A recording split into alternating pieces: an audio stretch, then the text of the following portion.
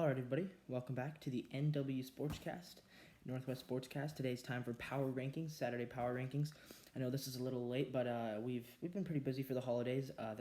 Drew has been gone. He's snowboarding, and then my brother Seth and I have been with family, so it's been difficult to get content out. But tonight we're coming back at you with a lot of content right here, right now. It's time for our Power Rankings. Just me today. No Drew, no Seth, but I suspect these are pretty similar, so let's get into it. Starting at number 32, we got the Jacksonville Jaguars. No longer is the Jets. The Jags are the third team now to occupy this spot behind, it was the Panthers, then the Jets, now the Jaguars. The Jaguars stink. They announced that they're going to be benching Gardner Minshew for Mike Glennon. Their fans are super happy about this because they seem to think this is a move to secure that number one seed by losing their final two games. So that's the Jags at number 32. Now at number 31, I got the New York Jets. Yes, they won. Yes, they beat the Rams. However, let's hold our horses here. They're still 1-13. They're probably going to go either lose out or maybe win one more, maybe beat the Patriots. I don't know. But yeah, the Jets are still not good. Don't think they're good. They got a fluky win over the Rams. It was a trap game for them. Jets at number 31. Number 30, I got the Bengals. Once again, yeah, I know they won. I know they beat the Steelers. They're still the third worst team in the NFL. They're better than the Jets and the Jags, but they're not better than anybody else.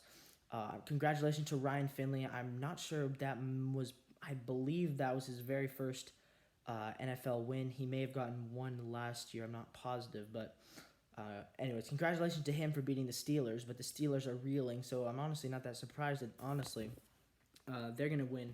They're going to lose out. They're going to be 3-12 and 1 most likely. Number 29, I have the Panthers. Boy, have they gone into free fall. And it turns out I was right about the Panthers all along. You know, I said at the beginning of the season, this is a team that will win 3, maybe 4 games. They've won 4, and I don't think they're winning a 5th. I mean, at this point, they have 2 pretty difficult games if I'm correct. So the Panthers, yeah, I mean, they were 3-2. They looked good, and then just like the past 2 seasons, they've gone into a spiral. I mean, can you believe this? 0-16 in the second half combined between last year and 2018, and this year they have 1 win in the second half of the season so far, and they might not win another one. So the Panthers are at 29. Number 28, I got Atlanta, another team that I was very close between the Panthers and Falcons. I feel like they're almost interchangeable.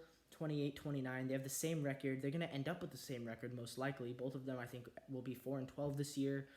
A couple of veteran quarterbacks. They both won once against each other, so you can't really go with that because they both won close games against each other early on in the season. I mean, yeah, the Falcons, the reason I put them ahead of the Panthers, I do think they're a little bit better just because they have actually led in more games than the Panthers have. The Panthers have played a lot of close games as well, however.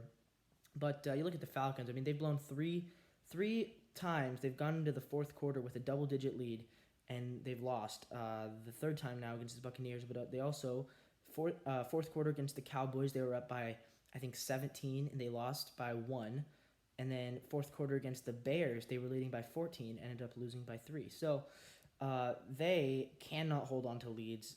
If they have won those 4 games, they're 7-7. They're right in the thick of the playoff hunt. Instead, 4-10, they're out of it. Falcons 28. Now at 27, I have the Detroit Lions.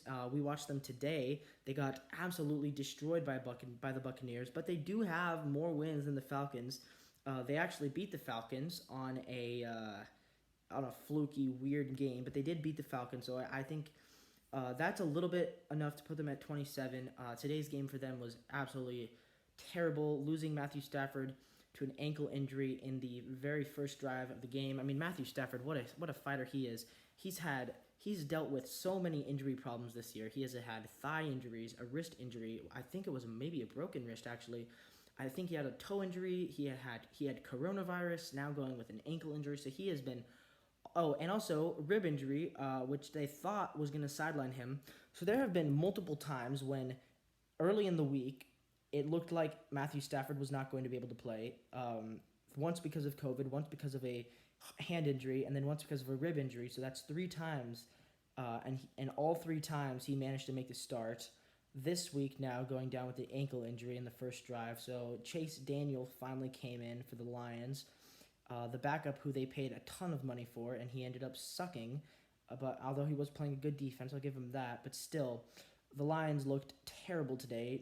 New head coach Darrell Bevell is now 1-2, or maybe 1-3. I'm not sure when they fired Matt Patricia, but yeah, this is a bad team. They're not winning another game. They'll be 5-11 when the season's over. Lost season for them as well. So move on to the number 26, the Texans. The Texans are probably also going to end up at 5-11, but the Texans beat the Lions. I know they have a worse record right now. They have one less win, but I'm not going to discount that. I mean, that was a big win that the Texans got on Thanksgiving against the Lions. So I have the Texans at 26. I think this is a sad year for Deshaun, but overall, I think the Texans are probably better. So I'll have them at 26. Then I got 25. That's Philadelphia. Philadelphia, pretty good team with Jalen Hurts, but they stunk with Carson Wentz. They still have a pretty depleted because of injuries. They're not going to win their division. They're going to probably end up at 5 wins. I think they can probably beat the Cowboys next week, or tomorrow actually. But that's about all they can do. So Eagles 25, and now at 24. Speaking of, I have the Cowboys. I do think the Cowboys are slightly better than Philly. Andy Dalton's looked really good the past 2 games. Granted, they were playing, the Bengals and the really injured 49ers, so I'm not sure what to make of that. But Dallas is technically still alive. They may still be alive headed into Week 17. You never know, but that's the Cowboys for you, 24. 23, I have another NFC East team, the Giants. So that's three NFC East teams in a row, with the Giants at 23. They did announce that Daniel Jones is back as a starter, although who knows, is he healthy, is he not? They play the Browns, they play the Ravens. That's going to be a tough one for them. Probably a loss. So, and if they lose, they will have lost the division. So this is pretty much a must-win for the Giants, and they have to play the Ravens. Then we got number 22 making a massive jump. I have the Chargers. After they beat the Raiders, now I think this is a team that could actually mess around and win another game. They play the Broncos and the Chiefs. Final 2 games. There's a chance they beat both of those teams, quite honestly. The Chargers look very good. So I have them at 22. This is the highest I've ever put the Chargers this year. They really surprised me, beating the Raiders on, I think that must have been Thursday Night Football when they did that. So I have the Chargers 22. Now at 21, and I do think that this is arguably better, but I can't discount the fact that the Patriots, they destroyed the Chargers. It was like 40-0 or something. So I have to put the Patriots at number 21.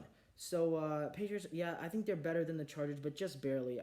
They're very close, interchangeable. I know the Pats have a better record, but the Chargers are playing like a better team in the past 2 weeks they have. All right, now into the top 20, and I'm just going to give a quick disclaimer here, because these are going to be controversial. I'm telling you this right now. These are going to be controversial, but this is the first week that I'm including my playoff predictions in my power rankings. So from now on, my power rankings are dealing with how I see these teams ending up in the playoffs. So you're going to see some good teams that I'm ranking a little bit lower than some maybe quote-unquote bad teams, because I do think that some teams will get upsets in the playoffs, and that's just how I'm going to rank them. So here we go. Number 20, the Broncos. Here's a team that won't make the playoffs. I put them one spot ahead of the Patriots. I am remembering that win that they got earlier on the season, and I can't forget Drew Lock, his game against the Panthers. That was impressive. So I got the Broncos at number 20. That game against the Bills was disastrous for them, but still, I think the Broncos are better than we think. Now at number 19,